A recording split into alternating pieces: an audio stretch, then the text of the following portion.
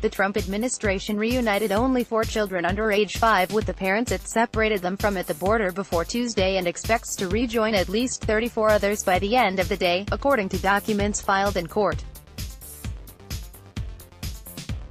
A court had set Tuesday as the deadline for reunification of parents with children under 5 and a deadline of July 26 for all kids taken from their parents at the border. 71 children are likely eligible to be reunited with their parents but have not yet been 51 of them with parents in Immigration and Customs Enforcement custody who may be reunited on or soon after Tuesday, 12 whose parents were deported and 8 whose parents were already released into the U.S. The reunification for families in which parents were already deported or released will take longer, the government said.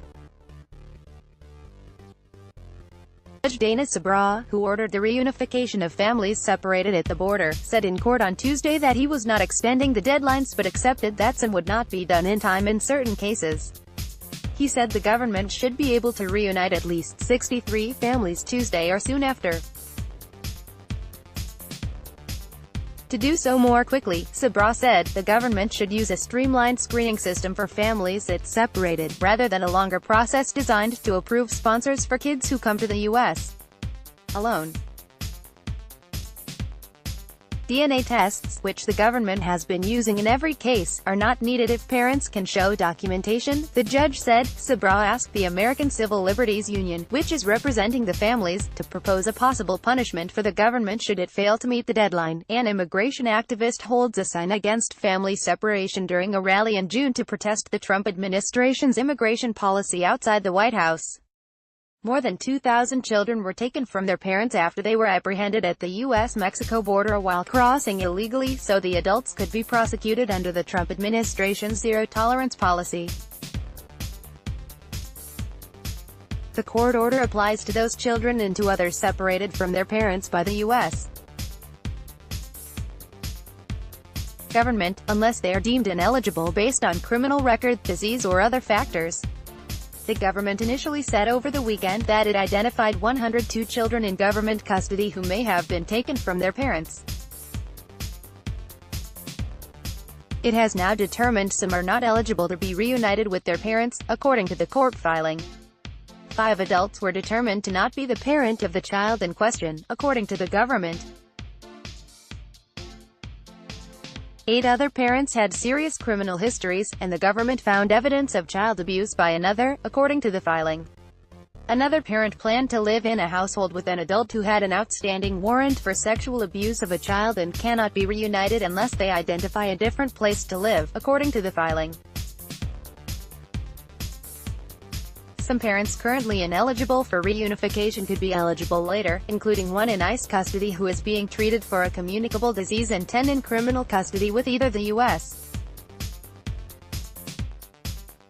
Marshal Service or state or county law enforcement.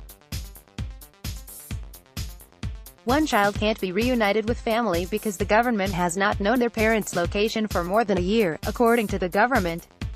That child and his or her parent may be U.S. citizens, according to the filing. It's possible that some parents who have been deported may opt not to have their children rejoin them, since some might have a case for asylum or other relief, or even another family member in the U.S. Matthew L. Bentz, ICE's Executive Associate Director of Enforcement and Removal Operations, told reporters that the reason some parents have declined to take their children back with them is because they completed the smuggling act.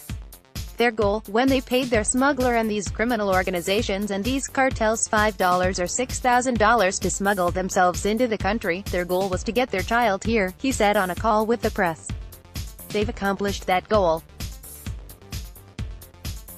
So if they have to return on their own, they're willing to do so and leave the child here because that was the intended goal of their illegal entry in the first place. President Donald Trump downplayed the significance of the government missing the court's deadline for reunification earlier Tuesday, shifting the blame to parents for coming to the U.S. in the first place. Well, I have a solution, he told reporters. Tell people not to come to our country illegally. That's the solution. Don't come to our country illegally. Come like other people do.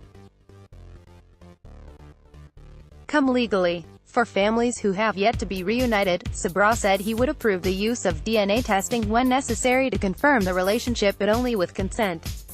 The DNA must be destroyed within 7 days and cannot be used for other purposes, he said. The judge said the government must create a list of children over age 5 whom it separated from parents at the border, as it did with others thus far, and share it with the ACLU. If families are reunited in ICE custody, parents will face 2 options, said Scott Stewart, a government attorney.